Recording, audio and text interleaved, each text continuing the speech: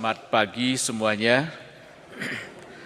Saudari-saudaraku yang terkasih, Bunda Teresa pernah berkata demikian, tidak dicintai, tidak dipedulikan, diabaikan dan dilupakan merupakan kelaparan yang lebih menyakitkan daripada kelaparan karena tidak makan. Kebutuhan dasar manusia adalah cinta atau dicintai, dan setiap orang akan merasa bahagia ketika dicintai. Saudari-saudaraku yang terkasih, di dalam bacaan Injil, seorang ahli Taurat mengajukan pertanyaan yang sifatnya mencobai Yesus. Guru, hukum manakah yang terutama dalam hukum Taurat? Pertanyaan ahli Taurat ini merupakan pertanyaan yang biasa sebenarnya, karena sebagai orang Yahudi, rupanya mereka mengenal hukum sebanyak 613 hukum yang berisi perintah dan larangan. Dari ke-613 hukum ini terdapat 248 perintah dan 365 larangan. Konon semua hukum yang berjumlah 613 ini sesuai dengan semua organ tubuh kita dan sepanjang tahun ada larangannya. Para rabi Israel masih saling bertanya, manakah hukum yang paling utama atau yang paling penting? Lalu apalagi kalangan umum atau masyarakat biasa.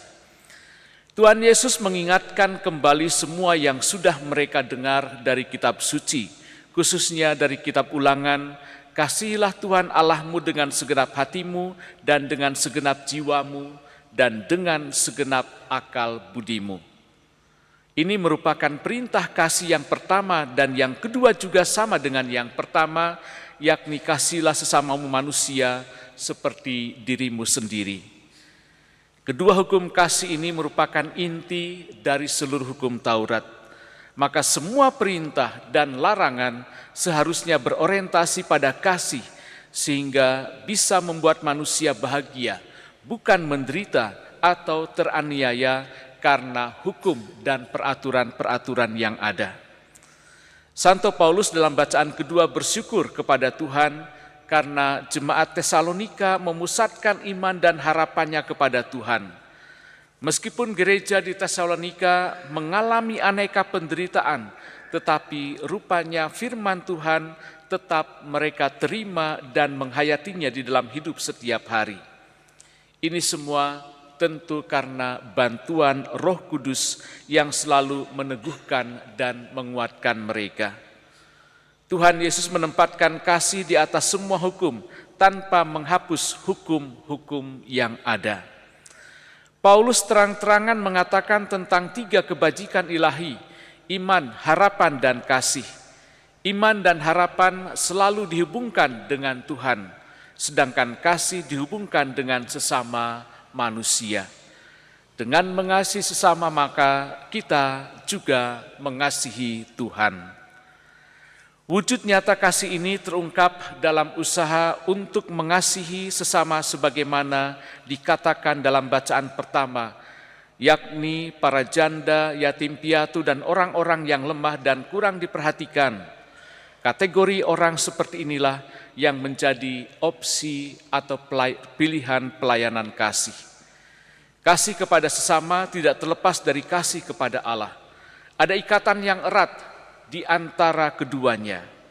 Kasih itu tidak bermakna ketika orang terang-terangan mengatakan bahwa dirinya mengasihi Tuhan tetapi tidak mengasihi sesamanya. Kasih seperti ini kosong adanya. Kalau seorang mengatakan bahwa ia mengasihi sesama tetapi ia sendiri tidak mengasihi Allah, maka kasih itu tidak akan bertahan lama. Setiap kesulitan yang dialami akan menghancurkan kasih itu. Mungkin ini mirip dengan orang yang mengikrarkan janji perkawinan. Kalau hanya berjanji untuk mengasihi pasangan, tetapi tidak mengasihi Allah, maka setiap kali ada kesulitan, mungkin pasangan itu akan saling mengancam untuk berpisah, saling mengancam untuk bercerai. Tidak ada kekuatan cinta yang berasal dari Tuhan. Yesus menggabungkan kedua perintah itu sedemikian rupa sehingga yang satu tidak dapat dipenuhi tanpa yang lain. Tidak mungkin ada kasih kepada Allah tanpa mengasihi sama manusia yang diciptakan menurut citranya, menurut gambarnya. Tidak ada juga kasih kepada sesama tanpa kasih yang murni dan memurnikan kepada Allah. Kasih kepada sesama menuntut untuk mengutamakan orang lain daripada diri sendiri. Pada hari ini, kita semua diajak untuk semakin akrab dengan kasih, yaitu Tuhan, supaya kita juga bisa mengasihi sesama dengan baik. Kita juga bisa mengasihi sesama seperti diri sendiri kalau kita sudah mengalami kasih di dalam keluarga dan di dalam hidup sebagai orang beriman. Tanpa pengalaman dikasihi oleh Tuhan dan sesama, sangat sulitlah bagi kita untuk dapat mengasihi orang lain. Maka saudari-saudara yang terkasih, marilah kita dalam perayaan Ekaristi ini mencoba untuk mengumpulkan kembali, mengingat kembali pengalaman-pengalaman dikasihi oleh Tuhan, pengalaman-pengalaman bagaimana dihargai, dihormati, dikasihi, dan dipandang positif oleh orang lain. Mungkin orang tua kita, sahabat kita, saudara kita, anak-anak kita, siapapun dalam kehidupan kita. Semoga dengan mengoleksi, mengumpulkan kembali pengalaman-pengalaman kasih itu, kita juga semakin dikuatkan untuk bisa dan berani mengalami dan mencintai sesama kita di dalam kasih yang sempurna. Tuhan memberkati.